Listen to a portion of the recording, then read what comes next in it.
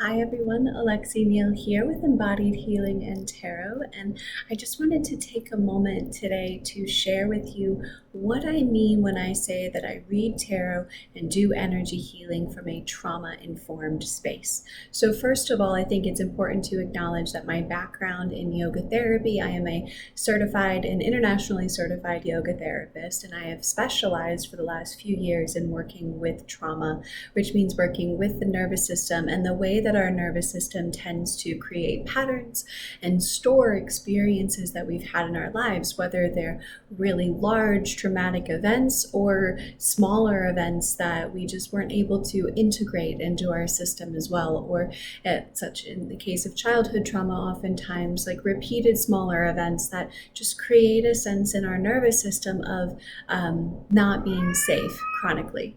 You probably just heard my kitty there. That's Misa.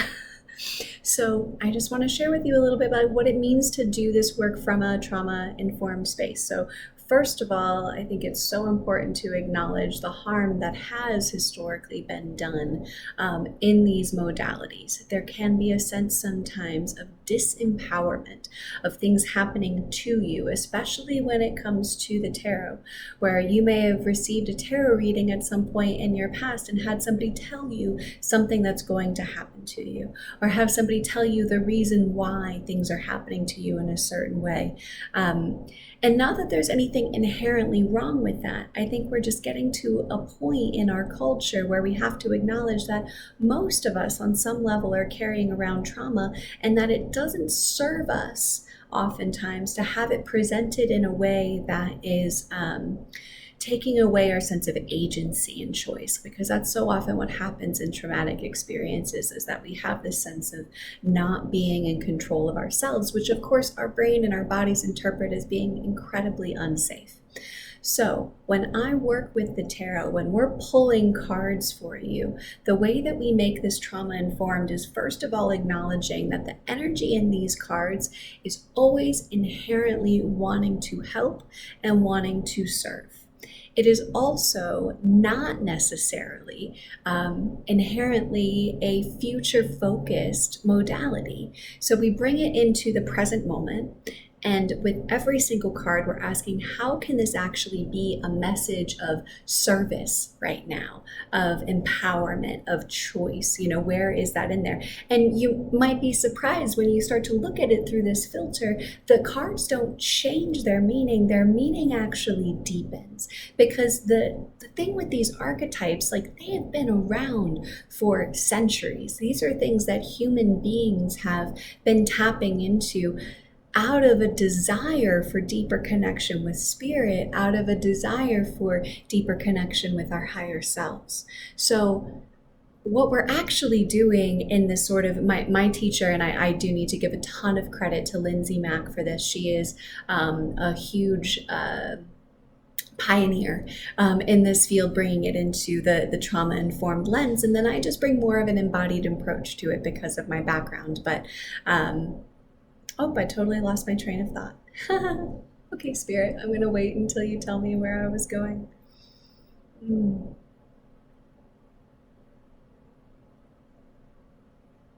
Yeah, so what we're actually doing is taking out some of the ways that the human element, that the ego element has gotten mixed in to the spiritual meanings of these cards, to the empowered meanings of these cards. So yeah, that's with tarot. With energy healing, I think it's also really there's a lot of paradigms in energy healing that are, and again, not essentially harmful. And I just want to, bow to and honor all of the teachers, the great lineage of energy healers in our world that have at times used some of these approaches that I've just sort of tweaked. So acknowledging that our nervous system is the main player when we're working with trauma, acknowledging that when we are allowing or seeking healing, that it is more of a process of allowing our bodies to soften and to rewire certain patterns, that it is not helpful for energy to come into our system and force things to happen. Even if that force could be perceived as being in our highest and best. And so when I'm working with energy, what I am doing all the time is asking the body, asking the really dense places, asking the places where we have stored things, the places where we have cords, sometimes they're called, like attachments between us and other people. Are you ready to release? Do you want to let go? Is it time right now? Do you still feel like you need to be here? And really honoring that and honoring the wisdom in that, because that's what it comes down to for trauma-informed work, is that the body on some level does know how to unwind these things that it has stored. And when we can approach it with that permissiveness of allowing the body to do what it is ready to do when it is ready to do it, then the healing gets integrated in a really powerful way, in a more holistic way.